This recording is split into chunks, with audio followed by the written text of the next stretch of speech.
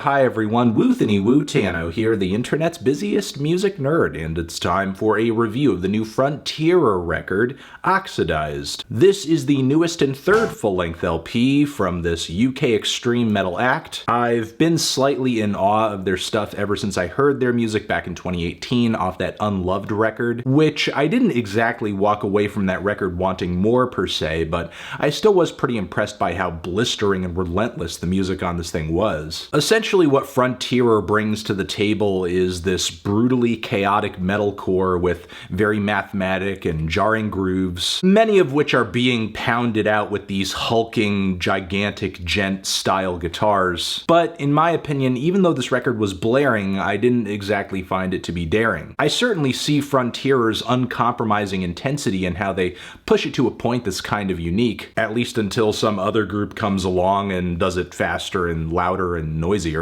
And while Unloved's tracklist did have some sonic bells and whistles and melodic flourishes here and there, still it wasn't really dynamic in its approach to songwriting or sound. For the most part, I find Frontierer's dizzying performances and oppressive guitar tones to be almost like an excuse not to engage with a groove or a riff or a melody that might actually stick in your head for a few seconds. Now, I wouldn't dare cast this record off as just being simply noisy, because being so abrasive is obviously a part of the group's intent. But again, a lot of artists I'm fond of in that lane just show a greater appreciation for the dynamics of sound and timbre of noise. For one, DJENT-style guitar tones, not just on this record, but in general, in my opinion, are some of the most unimaginative on the metal frontier today. And in the case of Frontier, they don't really leave a lot of room for anything else. Maybe again, a bit of a beat or some feedback or a crazy short guitar lick here and there. But for the most part, these add-ons feel kind of like, I don't know, hearing the band put icing on a cinder block and telling me it's a cupcake. The vocals, for the most part, aren't really anything that you couldn't already get on like an Every Time I Die record or on any number of albums from all the groups that have sprung up in their wake. But with having said all that, I still went into this new LP with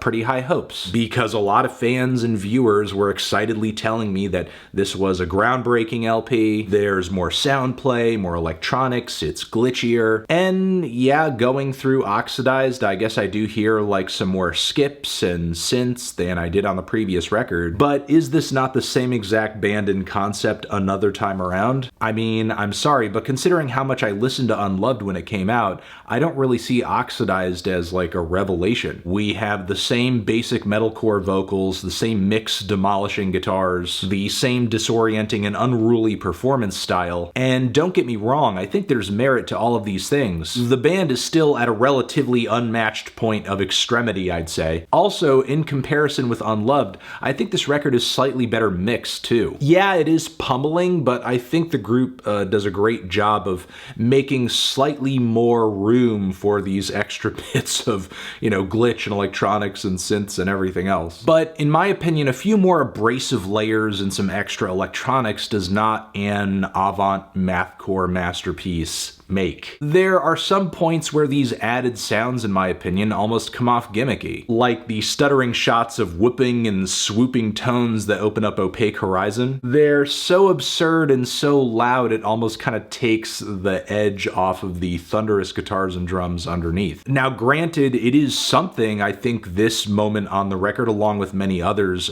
provides more to listen to and more to take in sonically, which ultimately kept Oxidized from being mind-numbing to me halfway through in the way that I found Unloved to be when I was listening to it. And some of these sonic additions led to some serious highlights on the LP, like the two-note wailing leads that paint much of the damage and the SIFT. They're really bold. I feel like I'm listening to a clash between some really extreme metalcore and a siren going off because of some sort of mechanical failure or a nuclear meltdown. I get a similar vibe off of the screaming tones that are featured on Southern Hemorrhage. Then there's the crossover with Noise Corvette's Will Haven, which adds quite a bit of extra color to the song This Magnetic Drift. Also, having them on the LP I think speaks a lot to Frontier's artistic intentions and their creative roots, as does having a crossover with the band Ion Dissonance just 5 tracks later. With LKWX, there's this ominous atmospheric passage of guitar in the middle of the song that